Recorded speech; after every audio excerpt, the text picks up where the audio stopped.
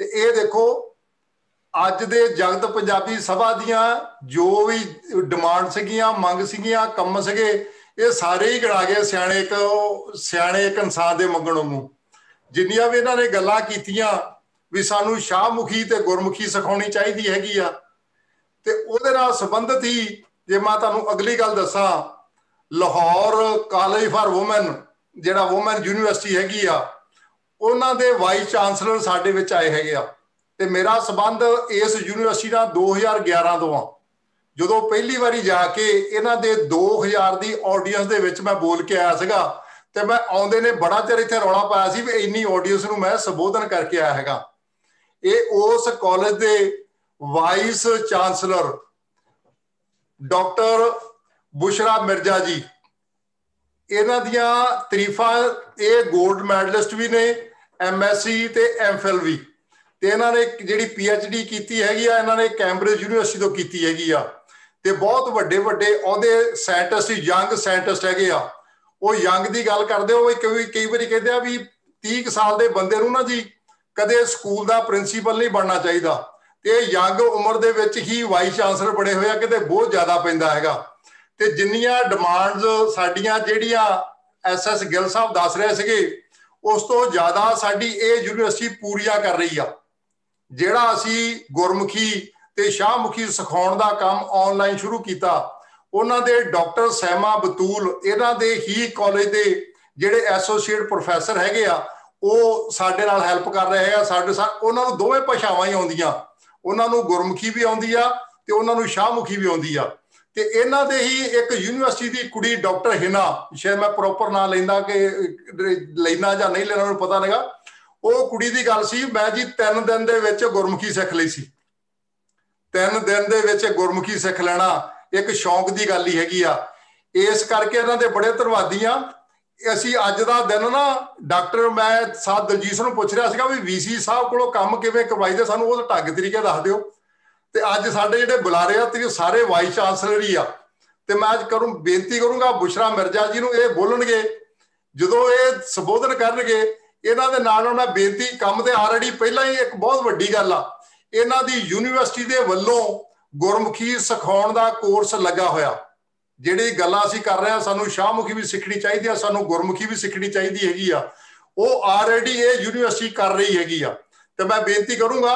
ਵੀ ਜਿਹੜਾ ਅਸੀਂ ਕਾਇਦਾ, ਇੱਕ ਉਸਤਾਦ ਪੰਜਾਬੀ ਕਾਇਦਾ ਤਿਆਰ ਕਰ ਰਹੇ ਹੈਗੇ ਆ, ਤੇ ਮੇਰੇ ਖਿਆਲ ਆ ਸਾਡੇ doctor Afzal Raj ji principal VC madam ਉਹਨਾਂ ਨੂੰ ਮਿਲ ਕੇ ਵੀ ਗਏ ਹੈਗੇ ਆ, ਤੇ ਉਸ ਉਸਤਾਦ ਪੰਜਾਬੀ ਦੇ ਬਾਰੇ ਗੱਲ ਵੀ ਕਰਕੇ ਗਏ ਹੈਗੇ ਆ। ਅਸੀਂ ਉਹ ਗੱਲ ਕਰਾਂਗੇ ਵੀ ਉਸ ਸਾਡੇ ਕਾਇਦੇ ਨੂੰ ਰਿਕੋਗਨਾਈਜ਼ ਕਰ ਲਓ, ਤੇ ਆਪਣੇ ਬੱਚਿਆਂ ਦੇ ਰਾਹੀਂ ਤੁਹਾਨੂੰ ਗਰੰਟੀ ਕਰਦੇ ਜੇ ਤੁਹਾਡੀ ਇੱਕ ਜਿਹੜੀ ਪ੍ਰੋਫੈਸਰ ਆ 3 ਦਿਨਾਂ ਵਿੱਚ ਗੁਰਮੁਖੀ ਸਿੱਖ ਸਕਦੀ ਹੈਗੀ ਆ। ਇਹ 48 ਪੇਜ ਦਾ ਕਾਇਦਾ ਹੈਗਾ, 48 ਪੇਜਸ। ਮੈਂ ਤੁਹਾਨੂੰ ਗਰੰਟੀ ਕਰਦਾ ਵੀ ਤੁਹਾਡੇ ਸਾਰੇ ਬੱਚੇ ਵੀ 48 ਡੇਜ਼ ਦੇ ਵਿੱਚ ਜ਼ਰੂਰ ਗੁਰਮੁਖੀ ਤੇ ਸ਼ਾਹਮੁਖੀ ਦੋਨੋਂ ਸਿੱਖ ਜਾਣਗੇ। ਮੈਂ ਬੇਨਤੀ ਕਰੂੰਗਾ doctor Bushra Mirza vice chancellor ਨੇ, ਉਹ ਸਾਨੂੰ ਸੰਬੋਧਨ ਕਰਨ, ਤੇ ਨਾਲ ਸਾਡੀਆਂ ਮੰਗਾਂ ਜਿਹੜੀਆਂ ਰੱਖਤੀਆਂ SS ਗਿੱਲ ਸਾਹਿਬ ਨੇ ਨਾ, ਇਹਨਾਂ ਨੂੰ ਢੰਗ ਤਰੀਕੇ ਆਉਂਦੇ ਹੁੰਦੇ ਵੀ ਕਿੱਦਾਂ ਵਾਈਸ ਚਾਂਸਲਰ ਸਾਹਿਬ ਕੋਲੋਂ ਕੰਮ ਕਰਾਉਣੇ ਹੁੰਦੇ ਹੈਗੇ ਆ। ਮੈਂ ਬੁਸ਼ਰਾ ਜੀ ਨੂੰ ਮਿਲ ਵੀ ਚੁੱਕਾ, ਜੋ ਗਵਰਨਰ ਸਾਹਿਬ ਉਹਨਾਂ ਦੇ ਆਏ ਸੀਗੇ। ਇਹਨਾਂ ਦੀਆਂ 3 ਵਰਲਡ ਪੰਜਾਬੀ ਕਾਨਫਰੰਸ ਆਈਆਂ, ਜਿਹਨਾਂ ਚੋਂ 2 ਮੈਂ ਖੁਦ ਆਪ ਅਟੈਂਡ ਕੀਤੀਆਂ ਹੈਗੀਆਂ। ਬਹੁਤ ਬਹੁਤ ਧੰਨਵਾਦ ਜੀ ਡਾਕਟਰ ਬੁਸ਼ਰਾ ਮਿਰਜ਼ਾ ਜੀ। बहुत शुक्रिया जी, मेहरबानी मैनू मौका देने दा। और सारियां नू अस्सलाम वालेकुम। वर्ल्ड पंजाबी कॉन्फ्रेंस विच बड़ी खुशी है असी शामिल होए हैं इहदे विच, और मैं देख रही हां कि पूरी दुनिया दी पंजाबी बोलने वाले लोग एक रिश्ते नाल जुड़े हुए ने, और वो इस कॉन्फ्रेंस विच पार्टिसिपेट कर रहे हैं। बिल्कुल जी, मेरे वास्ते बड़ी एहसास की गल है कि Lahore college for women university Punjabi जुबान के सिलसिले विच साडा डिपार्टमेंट जिहड़ा एक डॉक्टर मुजाहिदा साडी चेयरपर्सन हैगी है डिपार्टमेंट दी, और डिपार्टमेंट के अंदर फैकल्टी मैंबर्स बहुत कंट्रीब्यूट कर रहे हैं माशाल्लाह। एक डिक्शनरी उत्ते भी काम हो रहा है, और कई इन्होंने किताबां भी लिखियां ने, और पंजाबी सीखने और सिखाने के सिलसिले विच इन्हां दियां बड़ियां खिदमात ने। असी बहुत सारियां कॉन्फ्रेंस भी करवाइयां ने, जिन्हां विच कुछ फेस टू फेस भी सी जदों ये कोरोना नहीं आया सी और इंशाल्लाह ਅਸੀਂ ਦੁਬਾਰਾ ਉਸ ਦਾ ਸਿਲਸਿਲਾ ਸ਼ੁਰੂ ਕਰਾਂਗੇ ਲੇਕਿਨ ਕੋਰੋਨਾ ਦੇ ਦੌਰਾਨ ਵੀ ਅਸੀਂ ਆਨਲਾਈਨ ਕਈ ਕਾਨਫਰੰਸਿਸ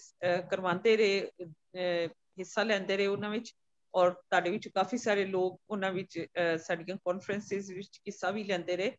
ਇਹ ਸਾਡੇ ਵਾਸਤੇ ਬੜੀ ਇਜ਼ਾਜ਼ ਦੀ ਗੱਲ ਹੈ ਬਾਕੀ ਤੁਸੀਂ ਕਿਹਾ ਵਾਈਸ ਚਾਂਸਲਰ ਕੋਲੋਂ ਕੰਮ ਕਰਵਾਉਣਾ ਤੇ ਮੈਂ ਹਰ ਵਕਤ ਹਾਜ਼ਰ ਹਾਂ क्योंकि पंजाबी जुबान साड़ी मादरी जुबान है साड़ी मां बोली है और साड़ा फर्ज बनता है कि असी एदी फैलाने वास्ते ऐसी अपनी नई नस्ल नू ऐसी रूशनास कराने वास्ते जो भी कर सकिए वो काटे मेरी थी पहले डॉक्टर साहब गल कर रहे सी कि पंजाबी सिर्फ बोलनी नहीं आनी चाहिए बल्कि पढ़नी और लिखनी भी सीखनी चाहिए बिल्कुल मैं एग्री करनी है इस गल की क्योंकि जब तक सानू असी अपने बच्चों नू पंजाबी पढ़नी नहीं सिखावांगे जिहड़ा सारा पंजाबी दा लिटरेचर है वो जाहिर है कि किस तरह वो अपने तौर पे उसनू पढ़ या सीख सकणगे और बड़ी महरूमी दी गल होएगी बड़ी बदनसीबी दी गल होएगी कि अगर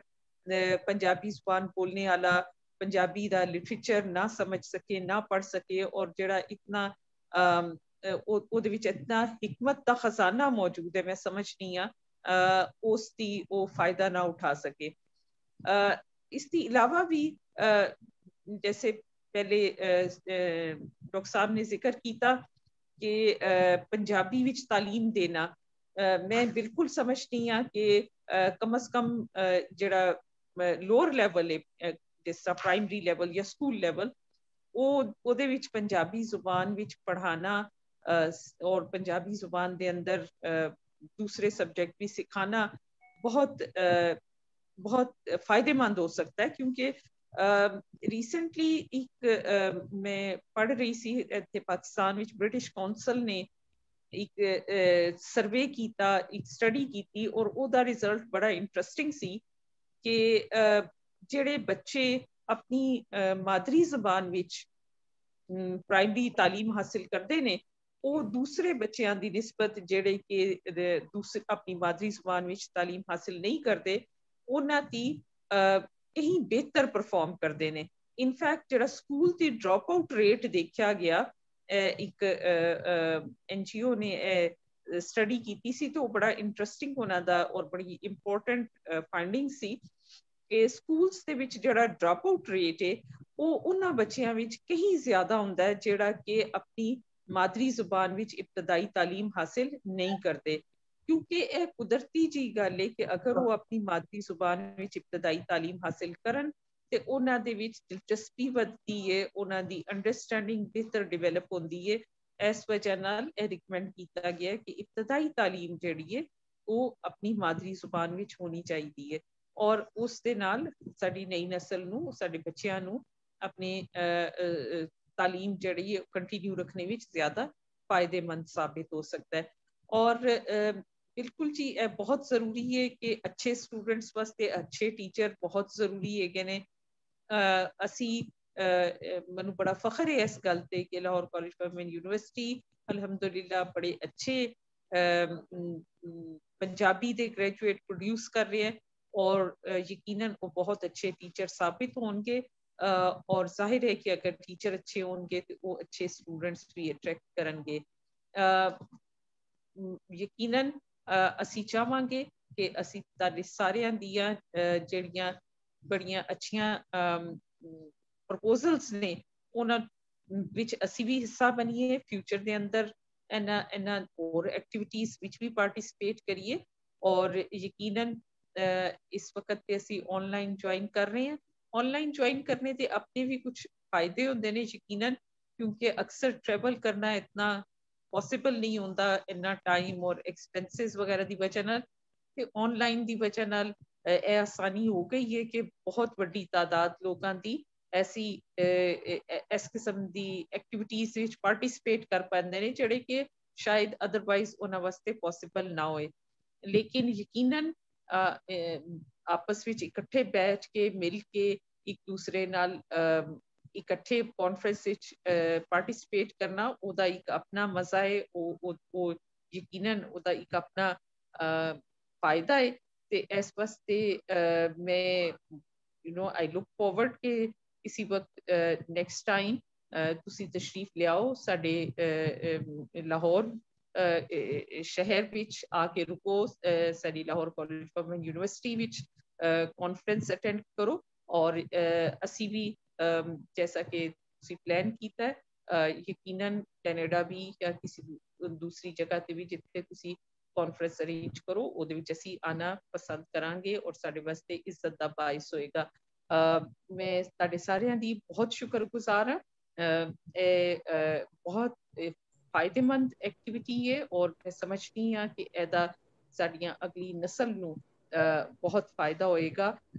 ਉਹਨਾਂ ਦੀ ਆਪਣੀ ਬਿਹਤਰੀ ਵਾਸਤੇ ਔਰ ਯਕੀਨਨ ਇਸ ਜ਼ੁਬਾਨ ਦੀ ਬਿਹਤਰੀ ਵਾਸਤੇ ਵੀ ਸਾਡੀ ਸਾਰਿਆਂ ਦੀ ਜ਼ਿੰਮੇਵਾਰੀ ਬਣਦੀ ਹੈ ਕਿ ਆਪਣੀ ਮਾਦਰੀ ਜ਼ੁਬਾਨ ਵਾਸਤੇ ਅਸੀਂ ਜੋ ਕੁਝ ਵੀ ਕਰ ਸਕੀਏ ਉਹ ਕਾਟੇ। ਤੁਹਾਡਾ ਸਾਰੇ ਲੋਕਾਂ ਦਾ ਬਹੁਤ ਬਹੁਤ ਸ਼ੁਕਰੀਆ। ਮਿਹਰਬਾਨੀ ਜੀ। ਜਿਹੜੀਆਂ ਸਾਡੀਆਂ 2-3 ਡਿਮਾਂਡ ਸੀਗੀਆਂ ਉਹਨਾਂ ਨੇ ਰੱਖਦੀਆਂ ਤੇ ਤੁਸੀਂ ਮੰਨ ਲਈਆਂ। ਇਹ ਸਾਰੇ ਹੀ ਵਾਈਸ ਚਾਂਸਲਰ ਸਾਹਿਬਾਨ ਪਾਕਿਸਤਾਨ ਆਉਣਾ ਚਾਹੁੰਦੇ ਆ।